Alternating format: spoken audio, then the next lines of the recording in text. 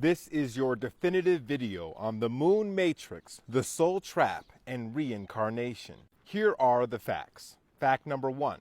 There are many ancient mythological stories about two fish brothers who brought the moon to Earth. During this time, there were many catastrophic events that occurred on Earth, which would track because the gravitational pull that the moon would put on the Earth would definitely shift it and cause earthquakes, volcanoes, and many other natural disasters. These two fish brothers, the gods formerly known as Enki and Enlil, then threatened the people and said if they misbehaved too much, they would pull the moon away and great catastrophes would occur once again, which would again track scientifically. If you remove the moon from the Earth's orbit, the Earth would go through tons of catastrophic changes. Fact number 2.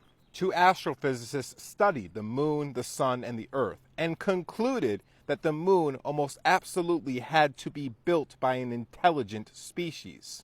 Fact number 3. It has been proven that during the full moon, people tend to be more aggressive and there is a significant increase in emergency room visits. This is why people think the moon is a control system. It's got control system written all over it.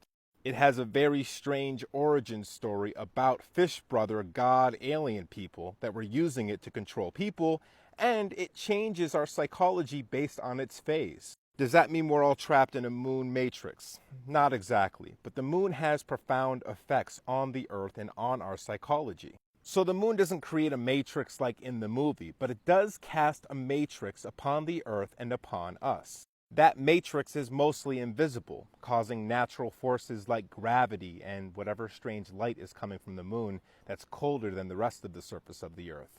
Now let's get into the idea of the soul trap, and fact number 4. The soul trap is actually just one of 3 belief systems that stem out of the idea that reality is in fact a dream. There are 3 schools or disciplines that each have their own interpretation of what the implications of that are.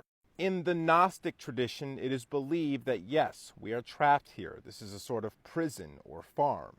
One of the main justifications by the Gnostics for this conclusion is things have to suffer in order for other things to live. For instance, the herbivores have to eat plants, but the plants are living, and how conscious are they? Are they feeling pain? And then the predators eating the herbivores, of course they're feeling pain. We can understand that. They're going through torment and suffering. The Gnostics thought because this was inherent in order for us to live, and that suffering was inherent, then this place had to ultimately be a place of suffering. But there are 2 other schools, the Abrahamic and the Vedic. The Abrahamic thought the opposite of what the Gnostics thought. They thought that ultimately this was a story with a happy ending. And if you lived a righteous life, you would transcend this one and go to an even greater place, an unimaginably greater place in heaven.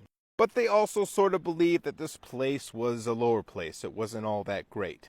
Then there is the 3rd school of thought, which is the one I tend to lean more towards. And I call it Vedic, but it's Hinduism, Buddhism, Taoism, the Egyptian mystery schools.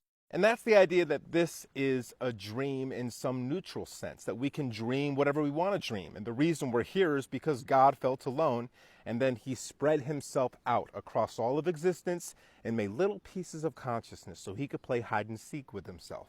I like this one the most because it empowers us the most. It doesn't damn us to a hell that we can't escape, but it also doesn't give us false hope in a heaven that might not exist. It tells us that we are the creators. We are the magicians, and we are little pieces of God, majestic, divine beings. And now reincarnation. Here are the facts, and these are a bit strange. The Buddhists believe, as explained in their Tibetan Book of the Dead, that it takes 49 days for you to traverse the bardos, the in-between world, to go from one life to the next. What's very interesting about that is the fact that 49 days after conception, the baby in the womb becomes a male or a female. And on that same day, a massive amount of DMT is released from the baby. And many people have believed for thousands of years, even modern scientists, that DMT might act as a sort of window for the soul. That is, when it's produced in large enough amounts, you can traverse between this world and the next. But what about this idea of a personal, individual reincarnation from one specific life to the next? Do I believe every person that tells me that in a past life they were a pharaoh? No, not at all.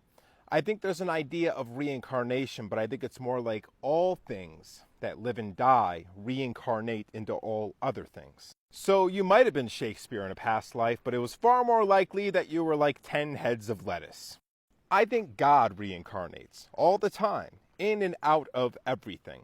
And I believe that if anyone had the truth on what exactly happens when we faithfully depart, it was people like Christ, who said we are all pieces of God, and if we want, we can individuate the soul, create the light body, and resurrect as a spiritual being. What I essentially think this means is we condense our consciousness into something that transcends our physical body. We create a sort of photonic version of our DNA, which is where I believe our consciousness and soul is stored. So what do I think about the moon matrix, the soul trap, and reincarnation as a whole? I think we need to dream bigger. I think we need to start opening our minds and hearts more and play with our imagination, like when we were kids. I think we've all put ourselves into a lot of nasty corners with some bad ideologies. I think that if we all convinced ourselves of a new religion, a new spiritual cosmology, that it will become true, because consciousness, language, words are the fundamental basis of our creation. And so whatever story we tell ourselves and believe is the story that eventually becomes true.